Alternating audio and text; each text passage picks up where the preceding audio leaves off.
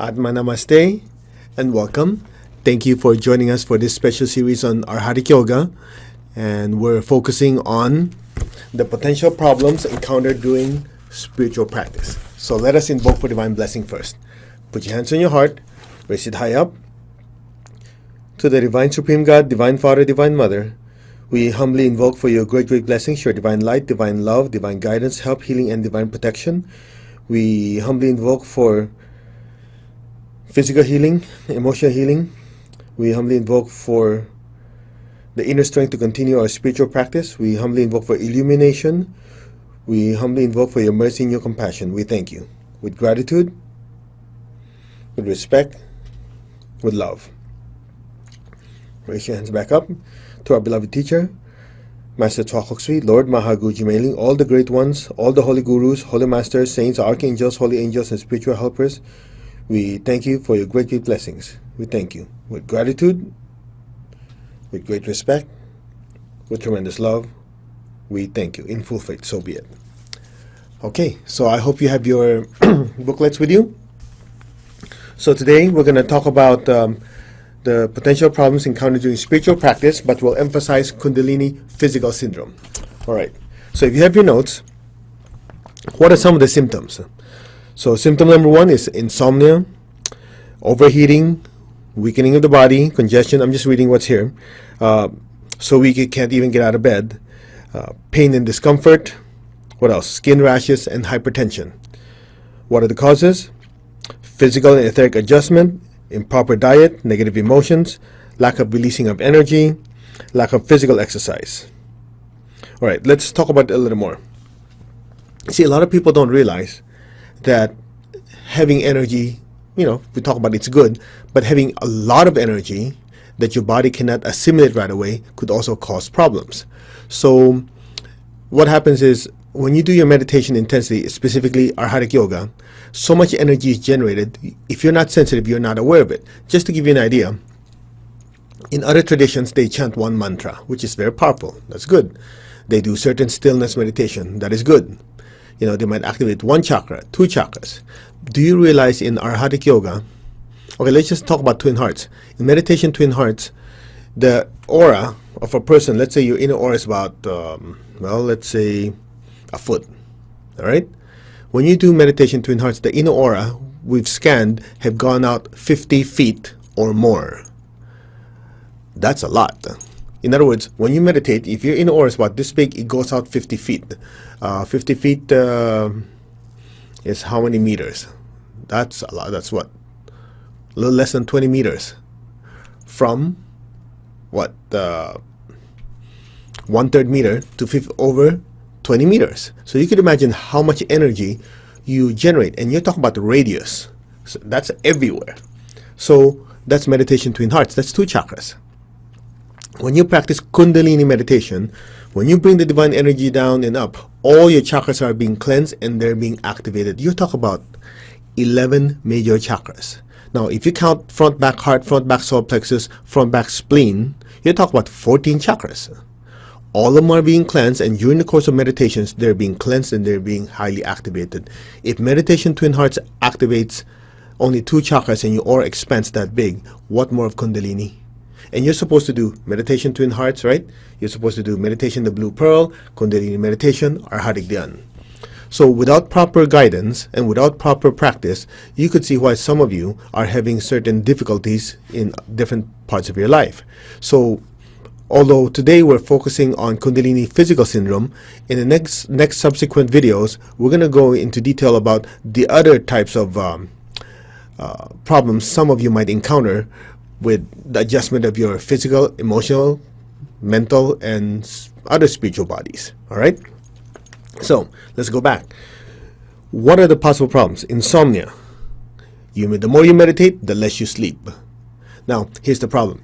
Sometimes you're going to encounter people who say, look, the more developed you are, the less you need sleep. That's partially true.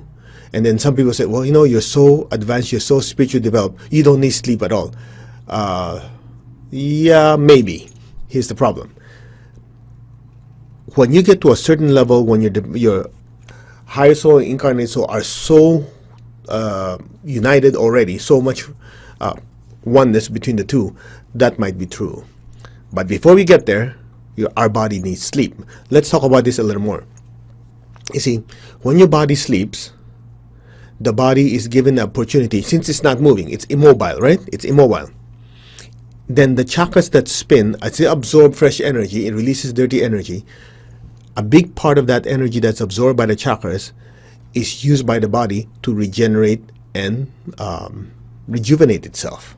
Because you're not moving your body. So if you're not moving your body, what happens? Then the energy is not being consumed by that physical action. So as the body is immobile, the body is able to absorb and regenerate itself. So number one, your body needs sleep. Number two, most of you notice, as you practice pranic healing or Hatha Yoga, as you do service, you will notice a lot of times you're doing things that you just learned in class. Right? But if you think about it, you have not learned this before class, or maybe you learned bits and parts, but somehow it feels familiar. You know why? You've done this before. That's one, right? Number two, at night when your body sleeps, the soul reports to inner schools. So in your inner schools, you report to the teacher, report to the spiritual disciple that's assigned to you, and you continue your studies. So if you don't give your body time to sleep, your conscious mind is not laid to rest, to sleep, guess what? Your incarnated soul does not get a chance to ride on the emotional body, go traveling, go to school, and learn. So you're depriving yourself of spiritual education at night. Next, a lot of you also notice that you get up in the morning, right? After 8-9 hours sleep, whatever amount of time your body sleeps, and you feel exhausted. You know why? You feel like, man, it felt like I worked all night. Exactly the point. So another time that your incarnated soul uses to do service is when the body sleeps. So think about it. Several things are accomplished at the same time. When your body sleeps, your body gets recharged. Your incarnated soul travels in the emotional body to learn and to do more service. So your body needs sleep. So insomnia is not an indicator of spiritual development. A lot of times people say, oh, I'm very developed, whether you like it or not. If they're not yet reached that high level, most likely they're a walking Kundalini syndrome. That means there's too much energy going up. That's why the brain is overcharged and the adrenal glands are over-energized and activated. That's not good for the body. So the body does benefit from sleep. All right? So insomnia is definitely one of the problems. The other one is what? Overheating. You see, the divine energy comes down. So normally, when energy coming down from above, it's cooler. Energy from below going up, earth, prana, kundalini energy, these are warmer. That's why kundalini is called the sacred fire. So it's hot. So when you do not have divine energy coming down and you have too much energy going up, the body overheats. That's one of the symptoms. All right? What else? Weakening of the body. Do you notice after meditation, you're supposed to do what? Do physical exercises, bless and release excess energy. You see, initially, if you don't bless the excess energy, you don't exercise, you still feel like, oh, I feel good. The problem is this. If you do not completely release all this excess energy, after a while it sits and it becomes stale, and it sits on the aura. So when it sits in the aura, time after time after time, the chakras are not able to absorb it anymore, and they're not able to release it, so it sits in the aura, so you feel heavy and weak. So a lot of times people who have physical weaknesses after meditation, it could be because so much energy is stuck, they're actually super congested. In their mind, they think they're depleted. They're not depleted, they're super congested. The energy is stuck. All right? What else? Sometimes people experience they're feeling tired or feeling emotionally drained. You know what it is? You see, we'll talk about this when we go to the emotional symptoms. When you meditate, there's this thing called the principle of displacement. What does that mean? As a lot of spiritual energy comes in, soul energy comes in, it displaces or it pushes out old energy. It's not very different than you have a cup of old coffee or old tea. As you keep pouring fresh coffee or fresh tea, it displaces the old coffee and the old tea. So when you first initially meditate, you feel good, a lot of stuff goes out. But a lot of times, the more you do your meditation, especially if you've gone through a lot of emotional trauma in your life, these things get brought to the surface to be pushed out. However, when these negative emotions, negative thoughts, and blockages, negative energy are being pushed out of the aura, I mean, it would be wonderful if all of it gets out quickly, but there's a process. A process means what? A lot of times things go out, but sometimes not everything goes out completely. So in the process, in the next 2-3 days after meditation, your body's still expelling. So if some of these things get stuck and do not completely get released, guess what? It gets stuck in between. It's an in-between stage of out of the aura and not inside your body, so it's halfway. So when all that is sitting on your energy field, you feel drained and tired. Sometimes you get very emotional. Are you seeing it now? All right. What else? Pain and discomfort. Pain and discomfort simply means there are areas of the body where the energy is stuck and blocked. Rashes. Rashes happens because there's a concentration of dirty or disease energy in a certain part of your body. A lot of times it happens where? It happens in the solar plexus area, the liver and the spleen area, because dirty energy is coming out, it gets stuck, it did not get released, so as it sits there and it's concentrated, guess what happens? The physical body has a reaction called rashes. Sometimes it could happen in the arms and the legs. The question is why? We do a lot of healing, right? As part of our practice, so sometimes you have blockages in your arms. If you don't properly practice energy decontamination, when you do meditation, it comes up to the surface. Again, if you do not do blessing, do not do physical exercises, it gets stuck, guess what? It could cause rashes. So all these things, once you understand them, can be prevented and can, let's say you have not practiced prevention, guess what you can do? You can deal with it with the solutions here. All right? So, hypertension. Why hypertension? Let's go through this in detail.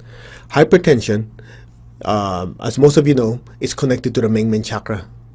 So, just imagine your body are a bunch of pipes.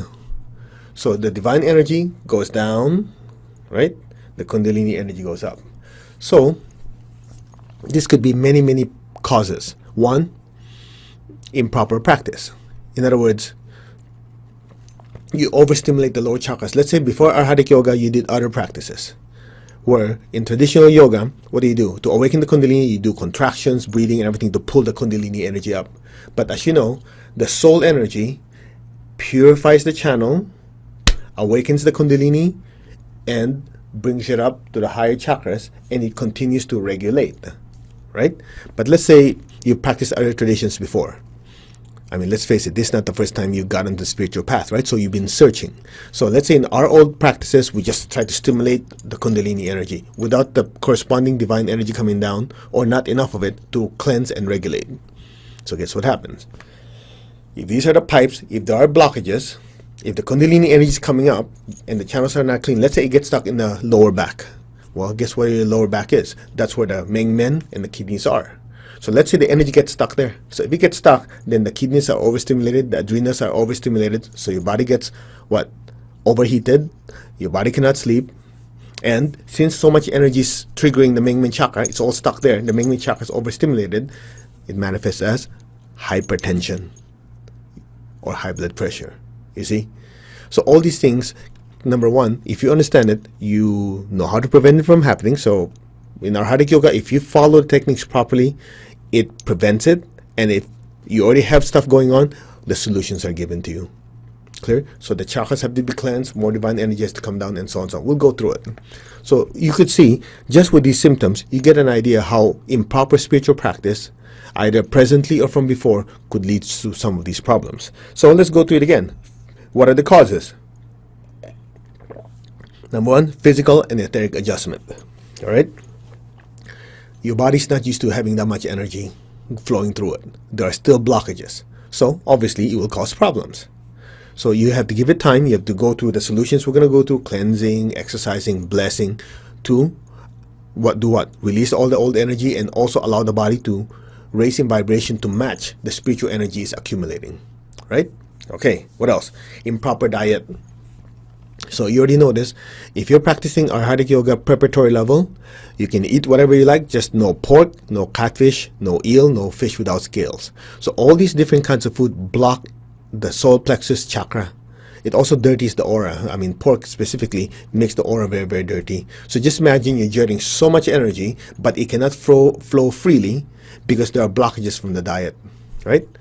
What else? Negative emotions. The effect is very similar. You eat dirty food, it dirties the solar plexus. You get angry and emotionally upset, it starts in the solar plexus, gets blocked, and it spreads everywhere. So we're still dealing with blockages. So that could be a major cause. All right. What else? Lack of releasing of excess energy. We talked about that, right? After meditation, always release excess energy. You know, the biggest obstacle a lot of you have is called laziness. You're so blissed out. I don't really feel like blessing. I'd rather just sit there and space out.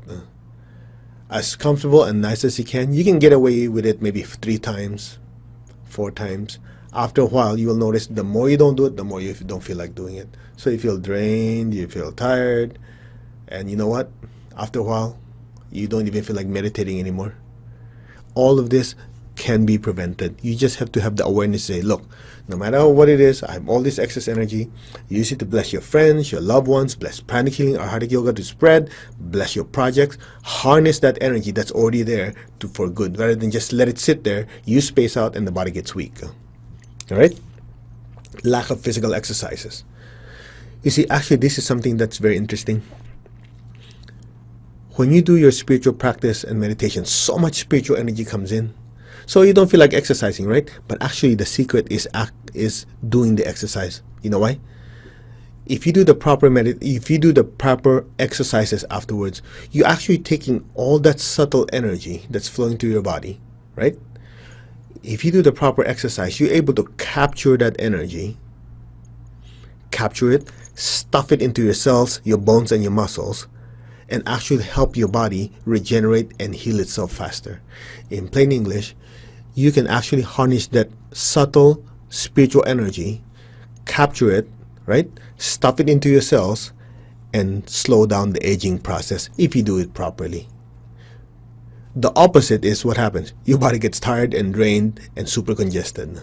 But if you do your exercises properly, what happens? You capture it, and you're able to use that energy to keep the body strong and healthy and young. What else do you want? Right? Okay, next. So the causes, you have the physical cause, and then let's talk about the etheric conditions Master Cho talks about. Lower chakras are overactivated relative to higher chakras. All right. Do you remember in one of the things you have in your booklet, do not wear crystals when you meditate? Sometimes people are thick-headed. They don't listen. They say, well, I'm special. This is special. Let's go through this in detail. Since it's our Hatha Yoga practice, we can speak freely. Crystals are from the earth. They contain mostly what? Earth prana. You see, when your body has more spiritual energy, your upper chakras are activated. When you have more lower energies like earth prana, your lower chakras are more activated, right? This is evident with what? The size of the spiritual cord and the earth cord. Now, when you hold a lot of crystals, the amount of earth energy in your body increases dramatically. So what happens? You become more grounded. That means your lower chakras are activated. So when you do your meditation, okay, let's take Kundalini meditation example. You bring the divine energy down, all the chakras are being activated and cleansed, activated and cleansed. It's done everywhere. So since all the chakras are being fed with energy, but before the meditation, you have crystals that you're wearing. The lower chakras are already what? Bigger, even before you started. Well, as the energy pours in, all the chakras get the same amount of energy to a certain extent. But since the lower chakras are bigger, they get more. So after meditation, guess what happens? The lower chakras are going to be bigger than the top. So you overheat. You get insomnia, headache, hypertension. All of it could be prevented by, number one, what? Don't wear crystals when you meditate. Look, you generate so much energy during meditation already. Remember we said, Twin Hearts meditation, 2 chakras, the aura expands by how many percent, right? From a foot or whatever to 50 feet or more. You do Kundalini meditation, all the chakras are being stimulated. It could go out who knows how big. It's exponential. Why do you need to wear crystals when you meditate? Right? I hope that this message is getting through, because all of us are tempted. Oh, I want more energy. This crystal is that. The reason the conditions are given to you on how to meditate, have a clean place, no crystals, is because it has already been seen by the teacher that these things could potentially cause problem. What else? Let's say the lower chakras are already overstimulated before you meditate. You're not wearing crystals. Could be from previous practice, could be for whatever reason. So that could be one of the causes. And when you do physical exercises, you know, your eye exercises, all these things, the breathing exercises in our Hatha Yoga, This purifies the aura. It also balances. So if your lower chakras are bigger, if you do the practices before, the breathing exercise and physical exercise, it has a tendency to balance the chakras first. I'll give you an example. Just quickly, we'll go through this in another session. When you do the balancing breathing, it balances the left and right side of your body, right? The Sushumna is in the middle. You have what? Ida and Pingala. So when you do this, not only does it balance both left and right side, as you do the meditation, as the energy goes up and down your body, it partially balances. Then when you do the rapid turtle breathing, it activates the upper chakras as it cleanses, and the divine energy comes down. You do the bellows breathing, it cleanses, and then what? Activates the lower chakras. By the time you're done with the 3 exercises, your aura is relatively balanced. So if you do the exercises before physical and breathing, it also balances, just in case your lower chakras are bigger before you started. Okay, let's keep going. Etheric condition B. More Kundalini energy relative to soul energy. We talked about this before. Okay, put your hand like this. Say soul energy. Say Kundalini energy. The Kundalini energy has to come down, right? Cleanse the channel, awaken the Kundalini, and bring it upwards. Okay? And then the Kundalini energy is constantly being monitored and regulated by the soul energy. That's why when your body is going through Kundalini syndrome, too much energy is being generated, not enough divine energy come down. The first thing you need to do is what? Stop all your meditations except meditation twin hearts. You stop the other meditations because the other meditations awaken the Kundalini too much. The meditation twin hearts, on the other hand, as you bless from your heart and your crown, the spiritual energy comes down. More soul energy is able to cleanse the pipe, and if there's too much Kundalini energy, it regulates it. Okay? What else? Pranic congestion. Etheric conditions were in C. Pranic congestion, we talk about too much energy, the body cannot absorb it. All right? Now, solutions. Although we gave solutions already as we were talking about it, let's just go through it step by step. Number 1, fruit diet for 1 to 2 days or partial fasting. When you do fruit diet, it has cleansing effect. When you do fasting, what happens? It also has cleansing effect on the body. So especially if you've eaten meat or let's say, you've not eaten pork, catfish, and eel, but you still eat chicken and whatever else, beef. Well, if your body's having Kundalini syndrome, stop all those too. You know why? Even though they're not as gross, lower vibrating as pork, catfish, and eel, to a certain extent, it's still lower in vibration. So as you stop all of it, it allows the body to be purified. All right? Now, next one. General and localized sweeping for 3 or 4 times a day. Purification, purification, purification. The reason there's a problem, because there's something in there, there's a certain ingredient in the body that is preventing the energy to flow freely. So you have to do lots of general sweeping, right? And lots of localized sweeping wherever the blockage is, specifically the front back solar plexus, the lower chakras, or wherever part of your body that are having discomfort. What else? Next one, take a shower and rub yourself with salt and lavender oil, then wash it off. Lavender oil has 2 colors, 2 color prana. A certain amount of blue for cooling and lots of violet prana. So between blue and violet, it has a calming effect on your body, and the violet also cleanses and raises your vibration. So when you do take a saltwater shower, a saltwater bath, the blue and the violet prana with the salt, salt disintegrates negative energy. As you do it together, you rub your entire body and you wash it off. It physically, if there's any kind of leftover energy in your body that have blockage, it will cleanse it. And more importantly, as you rub with that intention, when you rub the blockages in the channels and the chakras, let's say you clean your solar plexus with salt and lavender oil, it disintegrates it and it flushes it out. Clear? So take a shower with salt and water. Take a salt water and lavender oil bath. It has purification, purification, purification effects. All right. Last one, no, not yet. Have a massage with diluted lavender oil. All right. First of all, if you're gonna do this due to Kundalini meditation, Kundalini physical syndrome, make sure your massage therapist preferably has a vegetarian diet. Okay, of course, this depends on the severity of your ailment, and you have to use people skills. Don't offend the person. Hey, are you vegetarian? No, you're too dirty for me. Don't do that.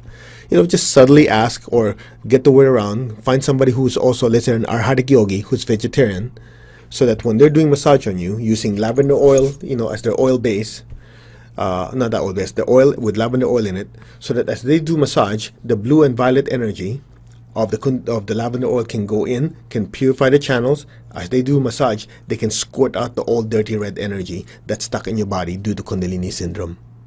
Clear? So let's repeat. Have a massage therapist that preferably is vegetarian, right? Or at least doesn't eat much meat. Preferably none, actually, if you're already having problem. Have them do massage with you with what? Massage you with lavender oil. And afterwards, if you can, have them do general sweeping on you too. So massage and general sweeping back to back. The physical massage, loosen up the dirty energy and removes it. When you do sweeping, it expels, help it expel out of the body. Very, very important. Okay? And the last one, do thorough physical exercise. So just this session, I know it's kind of short, but I hope you get an idea that a lot of these discomforts and problems and whatever else you're encountering does not have to last. By properly understanding what they are, identifying them, going to the solutions, and do it consistently, you will be fine. Now, another thing that we did not mention, that physical Kundalini syndrome is shaking. Sometimes you watch people when they meditate, their body shakes. Unfortunately, in some traditions, that looked at something good. It actually is not good. One time we had a class before. It was Arhatic Yoga level 3. Everybody's meditating, and you can hear this thumping on the ground. What the heck is this thumping and stomping? I went to the front of the class. I noticed that there's this student where his leg was shaking and stomping on the ground, and everybody's meditating. Of course, everybody's pretending they don't hear it. I mean, it's obvious. So I went over there. I said, "Excuse me, are you okay?" The person says, "Oh, don't worry. It always happens when I do meditation." I said, "Really?" So what happened is I scanned. If I remember, it's been a while. Either way, I swept. I did the sweeping on her, if this is the legs, the joint, the groin area. Did sweeping, I don't know, 15, 20 times. I forgot, it's been a long time. But the more I swept, the slower the movement of the leg, until after about 50 or 100 sweeps, his leg stopped shaking. He was able to meditate without shaking. So what happens is this pouring of divine energy, right? Going to your chakras. True, it has cleansing effect, but sometimes if you have a blockage in a certain part of your body, as the energy is trying to go through, the body shakes. Okay? So shaking, especially violent and jerky motions, are never a sign of spirituality. It means there's a problem. And guess what the solution is? Either going to the exercises before you meditate, cleansing, saltwater bath, saltwater shower. All of this is to clean the pipes. You see, when you meditate intensely, so much divine energy come down, Kundalini energy going up, it should feel pleasant, it should be calming, should be still. How are you going to achieve stillness and oneness when your body's shaking all over the place? It doesn't make sense, right? You get the idea? Stillness comes from immobilizing and what? First, stilling your body, then calming your emotion, making it still, making your mind calm and still. Then you experience peace and stillness, and then from there, expansion. You cannot do that if your body is bothering you so much. Clear? So all these things, as you understand it, it allows you to do your spiritual practice, progress safely, and it allows you to do it consistently. Clear? So I hope this has helped you a little bit in how to deal with some of these symptoms that some of you might encounter. All right, I think that is it. The next session, we'll talk about Kundalini, emotional, and mental syndrome. So I think that is good. Shall we give thanks?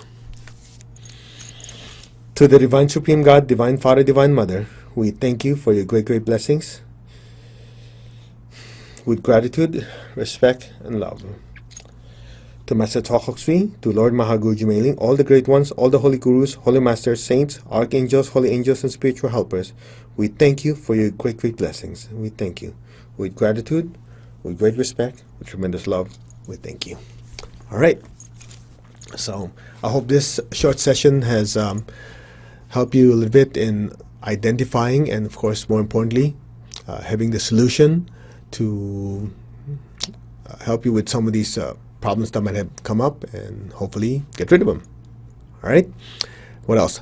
If you don't mind, we always ask for feedback. If you can, after we finish, if you can just put some feedback on the area provided. Let us know how you like it, what are the things you want to learn, what are the things you want improved. We'll do what we can to make this even better. And also, we always give you the opportunity to tithe if you like, to help keep this ministry free. Okay, could you open your hands? To the Divine Supreme God, with the help of our teacher, Master Chokok Sui, Lord Mahaguju Mailing, and all the high beings, may each and every one of you be blessed by God, by our teacher, Master Chokok Sui, Mahaguju Mailing, and all the high beings. May you and your family be blessed with good health, with happiness, with abundance, with prosperity, but most of all, with divine oneness with God and with divine oneness with all. So be it, and so it is. All right. So thank you very much for joining us. You take care, and we'll see you next time. Bye.